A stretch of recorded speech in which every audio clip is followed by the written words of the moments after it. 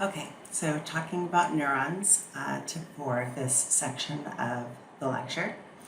Kind of taking a step back, there's different types of cells in the body, specifically in the brain. The cells that make up most of the brain are glial cells, and these are gray fatty cells. They provide nutrients for neurons. They provide the support that especially in the prenatal brain, that the neurons are going to kind of travel along these almost like a pathway of glial cells to get where they're supposed to go. They are the cleanup crew for dead or dying neurons, also for kind of picking up extra chemical signals that are kind of floating around in neuronal space. Glial cells take care of that. And also, glial cells are responsible for producing something called myelin, which I'll talk about in just a moment. It's really interesting that as technology gets more advanced, we're learning more and more about what different structures in our bodies or brains do, but in particular with glial cells, we're learning now that they might actually be involved in the transmission of pain information. So that's interesting. Okay, so let's switch over to the anatomy of a neuron. So this parasitic looking thing is a neuron. So the main parts of a neuron are the dendrites, the soma, and the axon. Those are the main parts. So the dendrites are kind of like a branch-like structures. It's the main receiving area for messages from other neurons. Those are the dendrites. And then they take the signals in to the soma or cell body. And this is where the signals accumulate. And then the area of the neuron that connects the body to the tail, called the axon, is called the axon hillock.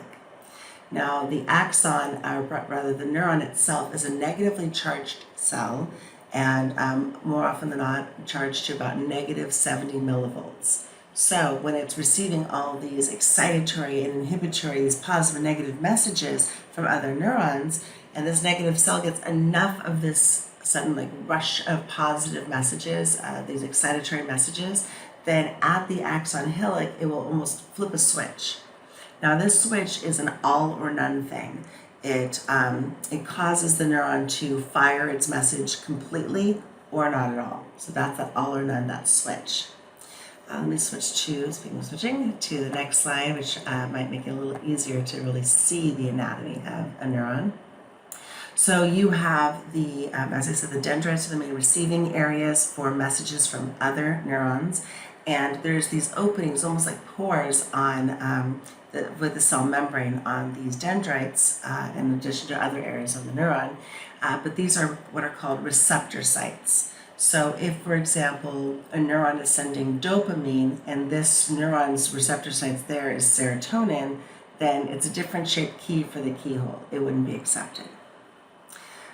So then the message would either be brought back up through a process called reuptake. It kind of goes to the sending neuron, or it can bounce off into neuronal space. Glial cells will pick it up, or maybe even picked up with by the action of another cell nearby.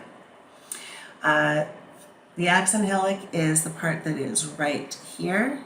Again, that connection, that's where the axon connects to the neuron, and it sends its all or none message. Now, this message is an electrical signal. So I don't know if you've taken biology lately, or even in your chemistry class where they talk about sodium ion channels and how cells work.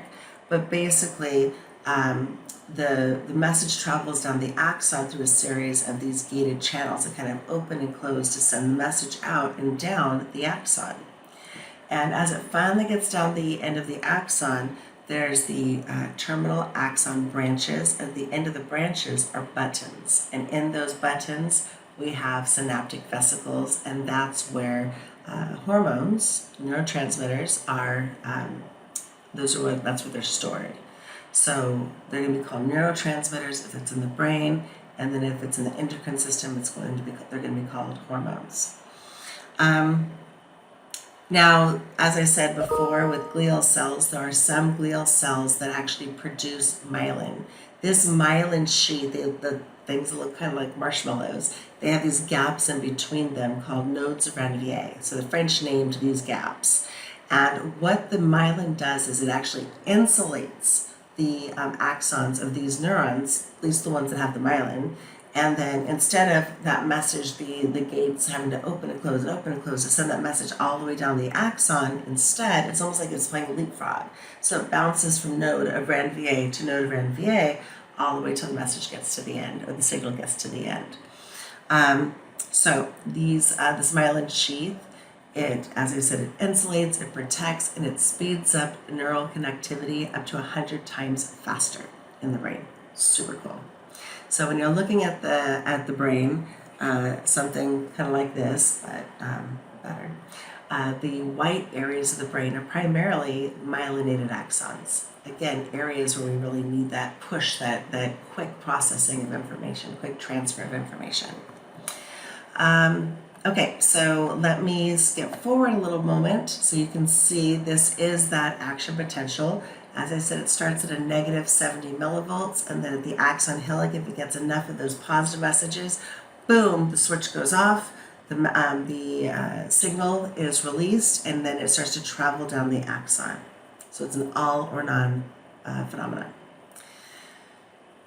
So the sending neuron is called a presynaptic, or before the firing neuron, and then the receiving neuron is the postsynaptic, or the I'm going to get you signal.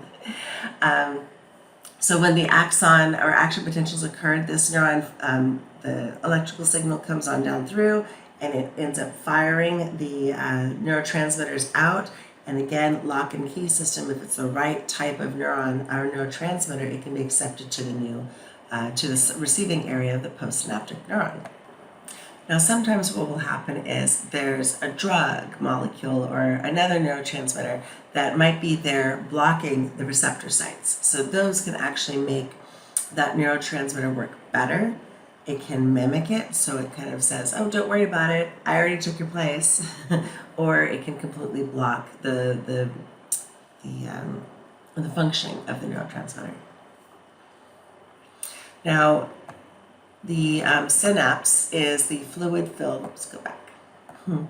A synapse is the action of firing the message, the signal, but it's also a fluid-filled gap between the sending and receiving neuron. So the more that this neuron is being excited and it's sending its message, the more communication happens between sending and receiving neuron. That synapse becomes thicker, stronger in response to that. So this is called synaptogenesis. That's where the synapse, at the synapse, it gets thicker, and then also the neuron, due to this extended use or continued use, frequent use, the axons actually continue to grow stronger and longer, as do the dendrites.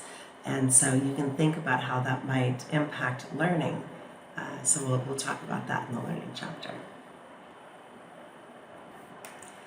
So some of these messages are excitatory at the synapse, so it causes the receiving cell to fire, and others are inhibitory, which means it causes it to stop firing.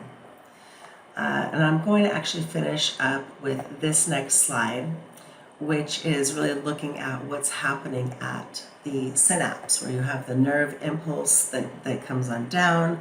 It actually causes this presynaptic neuron to fire. These are the synaptic vesicles that house neurotransmitters, at least in the brain. This is the synapse, that fluid-filled gap. And then these are the tiny little dots, so the neurotransmitters. This is the receptor site, and then the cell itself is the postsynaptic, or the receiving neuron. I recommend you learn these neurotransmitters. These are the most often referred to neurotransmitters in our class. So especially endorphins we'll talk about a lot. Okay, thanks folks. I'll see you in the next video.